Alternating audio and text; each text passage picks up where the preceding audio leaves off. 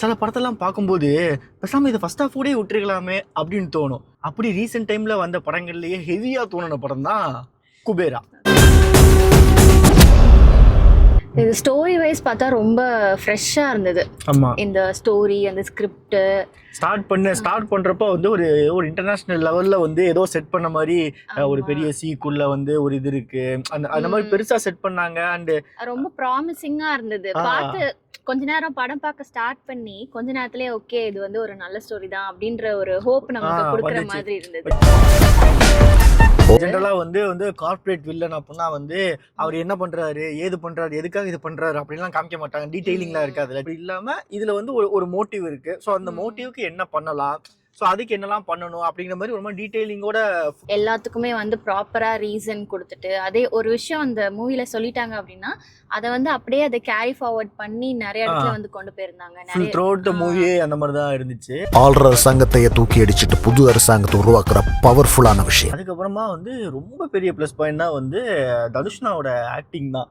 அதாவது படம் பார்த்துட்டு இருக்கும்போதே வந்து இவன் என்ன சொன்னா அப்படின்னா இந்த சர்வைவல் ஆஃப் த ஃபிட்டஸ்ட் இருக்குல்ல, அந்த ஜானர் அது ஒரு ஜானர்னு ஆகிட்டாலே வந்து தனுஷ்னா வந்து பக்காவா உட்காந்துருவாரு. புதுப்பேட்டையிலயும் சரி, புதுப்பேட்டையில முன்னாடி ஸ்டார்டிங்ல காதல் கொண்டேன்ல இருந்தே வந்து சர்வைவல் ஆஃப் த ஃபிட்டஸ்ட் மாதிரி தான் அந்த புதுப்பேட்டையில வந்துட்டு டேக்லைனா யூஸ் பண்ணிருப்பாங்க. வந்து சர்வைவல் ஆஃப் ஃபிட்டஸ்ட் தான் போட்டிருப்பாங்க. பட் காதல் கொண்டேன்ல பார்த்தா வச்சுக்கோங்க அந்த ஃபுல் அந்த கூட்டத்துக்கு நடுவுல அவர் இருக்கிறதே வந்து பெரிய இதுதான் அப்படிங்கிற மாதிரி சர்வைவல் ஆஃப் த ஃபிட்டஸ்ட் அப்படின்னு அதை வந்து ஒரு ஜானராகவே மாத்திட்டா. அந்த ஜானர்ல வந்து தனுஷ்னா தான் வந்து கிங் அப்படிங்கிற மாதிரி. இந்த மூவியுமே அப்படிதான் இருந்தது. ஸோ என்ன சுச்சுவேஷன் என்ன இருந்தாலும் அவன் எங்க விட்டாலும் அவன் பொழைச்சுப்பான் அப்படின்னு சொல்லுவாங்கல்ல, அந்த மாதிரி ஒரு கேரக்டர் மாதிரி தான் இருந்தது. செம்ம ஆக்டிங். சில டைம்ல வந்து உள்ள அந்த மனுஷன் உள்ள என்ன நினைக்கிறாருங்கிறத வந்து அந்த கண்ணை பார்த்தாலும் நமக்கு தெரியுது அப்படிங்கிற மாதிரி செம்ம எக்ஸ்பிரசிவா இருந்துச்சு.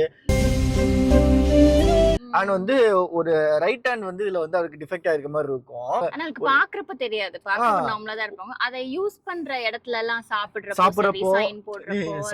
கூட ஓகே. சில டைம் சேசிங்ல வந்து டக்குனு காம்பவுண்ட் வால் தாவி குதிக்கணும் அப்படின்னா அதுலயுமே அதை யூஸ் பண்ணாம ஒரு மாதிரி ஒரு பேக் எடுக்கிறப்போ சரி எல்லாத்துலயுமே வந்துட்டு அது நல்லா அது எப்படி அது நிஜமாவே கை உடைஞ்சவங்களுக்கு தான் வந்து அந்த இது வரும். அந்த நுவான்சஸ்லாம் வந்து ரொம்ப அழகாவே வந்து ஆக்டிங்லயும் சரி அந்த டீடைலிங்லயும் சரி ரொம்ப நல்லா பண்ணிருக்காங்க.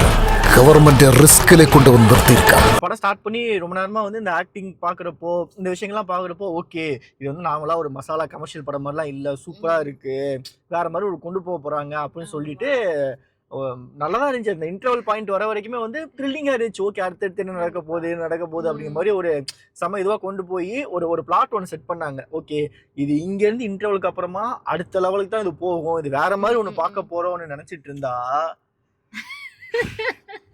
இன்டர்வலோட வீட்டுக்கு போங்கடா அப்படின்னு சொன்னா கூட போய் இன்டர்வலுக்கு முன்னாடி வரைக்கும் அது வேற ஒரு மாதிரி இருக்கு. இன்டர்வலுக்கு அப்புறம் வந்து ஓகே இந்த இன்டர்வலுக்கு அப்புறமா அடுத்த ஒரு 1.5 மணி நேரத்தை வந்து எப்படியாவது கடத்தணும். பட் அங்கங்க கொஞ்சம் செகண்ட் ஹாஃப்லயும் கொஞ்சம் அங்கங்க சீன்ஸ் நல்லா இருந்தது. மொத்தமாவே மோசம்னு சொல்ல முடியாது. ஆனா வந்து ஏதோ டிராக் ஆச்சு, போர் அடிக்க ஆரம்பிச்சிச்சு செகண்ட் ஹாஃப். டைம் பார்க்க ஆரம்பிச்சிட்டோம், என்ன எப்ப முடிய போகுதுன்னு பார்த்துட்டு இருந்தா படம் ஆல்மோஸ்ட் 3 மணி நேரம் ஓடிச்சு. ஆல்மோஸ்ட் 3 மணி நேரம் ஓடி இருந்ததுக்கு ஜஸ்டிஃபை பண்ணலையோன்னு தோணுச்சு.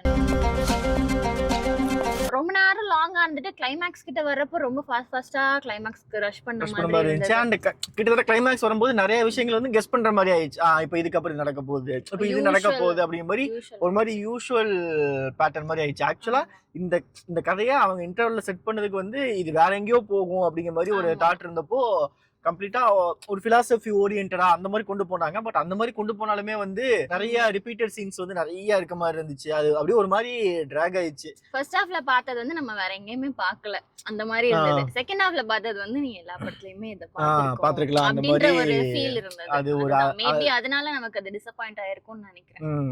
இந்த நாட்டுல பணமும் பவரும் தான் வேலை செய்யுது, நீதி நியாயம் இல்ல. தனுஷ்னா ராஷ்மிகா அவங்களோட காம்போ வந்து நல்லா இருந்துச்சு ஆக்சுவலா ஒரு மாதிரி பாக்குறதுக்கு. இப்போ தனுஷ் கூட அவங்க வந்து ஆக்ட் பண்றாங்க. பட் அவங்களோட கேரக்டரைசேஷன் அப்படி எழுதியிருக்காங்களா இல்ல அவங்க பெர்ஃபார்மன்ஸ் வந்து அந்த அளவுக்கு இல்லையா அப்படின்றது என்னால கரெக்டா வந்து சொல்ல முடியல. ஏதோ அவங்களோட பெர்ஃபார்மன்ஸ்ல வந்து என்னமோ எனக்கு சாட்டிஸ்ஃபேக்டரியா தெரியல. நீ சாவ நான் சாவறேன். சாகவானா மேடம்? இந்த படத்துல ரொம்ப ரொம்ப டிஃபரெண்டா இருந்த ஒரு விஷயம் என்ன தெரியுமா? டிஎஸ்பி மியூசிக் போட்டுமே படத்துல எந்த பாட்டுலயுமே குபேரா குபேரான்னு டைட்டில் நேம் வரவே இல்லை. ஆனா எங்கேயாச்சும் வந்துருமா சின்னக்கு சச்சின் அப்படிங்கிறது, அப்புறம் கந்த கந்த கந்தசாமி, எப்படியுமே தலைவன் வந்து ஏதாவது ஒண்ணு போட்டுருவான். அந்த மாதிரி எங்கேயாச்சும் போட்டிருப்பாங்க, நம்ம மறந்துருப்போமோ. இல்ல குபேரா குபேரான்னா வரவே இல்லை. பச்சை கிளிங்கிற பேரே அந்த லெட்டர்ல இல்ல அப்படிங்கிற மாதிரி எனக்கு அந்த விஷயம் வந்து ரொம்ப டிஃபரெண்டா இருந்துச்சு, ரொம்ப நல்லா இருந்துச்சு. பட்ல சாங்ஸ் பெருசா கிடையாது, உள்ள வந்து பிஜிஎம் ஓரியன்டடா இருக்குமா, நிறைய வந்து அந்த ஒரு டிவைன் ஃபீல் குடுக்குற மாதிரி இருந்துச்சு எல்லாமே. சோ அந்த எல்லாமே அந்த காடோட பர்சனிஃபை பண்ற மாதிரி இருந்துச்சு, சூப்பரா இருந்துச்சு. அதனால டிஎஸ்பினா நீங்க இதை பார்த்துட்டு, நீங்க பாப்பீங்களான்னு தெரியல, பட் நீங்க பார்த்துட்டு இருந்தீங்கன்னா இதை புரிஞ்சுக்கோங்க. டைட்டில் நேம் வச்சு சாங் போடலாம் கூட, சூப்பரா இருக்கு மியூசிக் சாங் எல்லாமே. அதனால குட் ஜாப். பைலிங்குவல் மூவி அப்படிங்கிறதுனால வந்து பைலிங்குவலா எத்தனை லாங்குவேஜ் போட்டாங்கன்னு தெரியல. திடீர்னு வந்து தெலுங்குல பேசுறாங்க, தமிழ் டப்பிங் வந்துட்டு இருக்கு, திடீர்னு ஹிந்தி பேசுறாங்க, தமிழ் டப்பிங் வந்துட்டு இருக்கு. தனுஷ்னாவே அப்பப்போ வந்து தெலுங்கு பேசிட்டு இருக்காப்ல, அப்பப்போ ஹிந்தி பேசிட்டு இருக்காரு. ஆனா டப்பிங் வந்து நம்மளுக்கு தமிழ்ல வந்துடுது. ஸோ பாக்குறப்போ வந்து அது மட்டும் கொஞ்சம் நிறைய இடத்துல வந்து கொஞ்சம் நம்மளை விட்டு இப்படி தூரமா போற மாதிரி ஒரு ஃபீல் வந்துருச்சு நம்மளுக்கு. பாத்துக்கிறேன். நாகார்ஜுனா சாரோட பெர்ஃபார்மன்ஸ்மே ரொம்பவே வந்து நல்லா இருந்தது. அவரோட கேரக்டரைசேஷனுமே ரொம்ப நல்லா இருந்தது. நல்லவரா கெட்டவரா அப்படின்ற மாதிரி. அண்ட் அதையும் கடைசி கொண்டு போறப்ப என்ன பண்ணிட்டாங்க அப்படின்னா ரொம்ப ப்ரெடிக்டடா முடிச்சிட்டாங்க. ஓகே இப்படிதான் பண்ணுவாங்க, இப்படிதான் நடக்கும் அப்படிங்கிற ரொம்ப ப்ரெடிக்டபிளா ஒண்ணு இருக்கும்ல, ப்ரெடிக்டபிளா முடிச்சிட்டாங்க. என் பேர் தீபக். அதே மாதிரி மூவியோட வில்லன் ஜிம் நினைக்கிறேன் அவரோட பேரு. அவருமே வந்து அவரோட ரோல கரெக்டா பண்ணியிருந்தாரு, கரெக்டா ஜஸ்டிஃபை பண்ணிருந்தாரு. அவரை பார்த்தாலே ஒரு மாதிரி தினுசா இருக்கு, ஒரு வித்தியாசமா இருக்காரு. மேட் இன் ஹெவன் ஒரு சீரிஸ் இருந்தது, பத்மாவத்துல கூட அவர்தான் வருவாரு நினைக்கிறேன். ஆசை நாயகனா வருவாப்ல இல்ல, அவர்தான். ஒரு மாதிரி அவரோட ஃபேஸே வந்துட்டு எல்லாத்துக்குமே டிஃபரண்டா ஒரு கேரக்டர் ஒன்னு ஸ்கெட்ச் பண்ணா அவர் போட்டா கரெக்டா இருக்கும் அப்படிங்கிற மாதிரி இருக்கு. எனக்கு வேணும் சித்தப்பாஜி. ஆக்சுவலா விஜய் ஆண்டனி சார் வந்து பிச்சைக்காரங்க டைட்டில் வைக்கல அப்படின்னா கண்டிப்பா இந்த படத்துக்கு பிச்சைக்காரனா டைட்டில் வச்சிருப்பாங்க. அனுஷ் வந்து இப்ப பிச்சைக்காரன் ரோல்ல பண்றாருங்கிறதுக்காக இல்ல, படம் வந்து சுத்தி கடைசி கிளைமேக்ஸ்ல ஒரு மாதிரி போய் ஒண்ணு பண்ணுவாங்க. சோ அதனால படத்துக்கு அதெல்லாம் வச்சிருந்துருக்கணும், பட் ஆல்ரெடி டேக்கன் அப்படிங்கிறதுனால வந்து அதுக்கு ஆப்போசிட்டா போலாம் குபேரா அப்படின்னு சொல்லி வச்சிருக்காங்க. படம் ஸ்டார்ட் பண்ணதுக்கு அது வந்து ரொம்ப சூப்பரா போயிருக்க வேண்டிய ஒரு படம் மாதிரி ஒரு ஃபீல் இருந்துச்சு. அது வந்து கடைசி முடிக்கிறப்போ வந்து எப்போ முடிப்பீங்க அப்படிங்கிற மாதிரி ஒரு ஃபீல் வந்து வந்துருச்சு. லென்த் கூட ப்ராப்ளம் இல்ல, அந்த லென்த் ஜஸ்டிஃபை பண்ற மாதிரி சீன்ஸ் இருந்துச்சுன்னா லென்த் ப்ராப்ளம் இல்ல. இன்னும் கொஞ்சம் ஸ்டார்ட் பண்ணி இன்னும் கொஞ்சம் பண்ணினா பெட்டரா இருந்திருக்குமா அப்படிங்கிற எனக்கு தெரியல. மேபி எங்களோட வியூக்கு அது பெட்டரா இருந்திருக்குமான்னு தெரியல. ஏன்னா எங்களுக்கு ஃபர்ஸ்ட் ஹாஃப் ரொம்ப பிடிச்சிருந்துச்சு, செகண்ட் ஹாஃப் தான் வந்து கொஞ்சம் ஃபர்ஸ்ட் ஹாஃபே முடிச்சிருக்கலாம் அப்படிங்கிற மாதிரி தோண ஆரம்பிச்சிருச்சு. ஓவராலா படம் நல்லா இருக்கா நல்லா இல்லையா அப்படின்னு நீங்க கேட்டீங்கன்னா நீங்க நல்லவரா கெட்டவரா அப்படிங்கிற ஒரு ஃபீல் தான் எங்களுக்கு. ஸோ ஃபர்ஸ்ட் ஹாஃப் பாத்தீங்கன்னா படம், செகண்ட் ஹாஃப்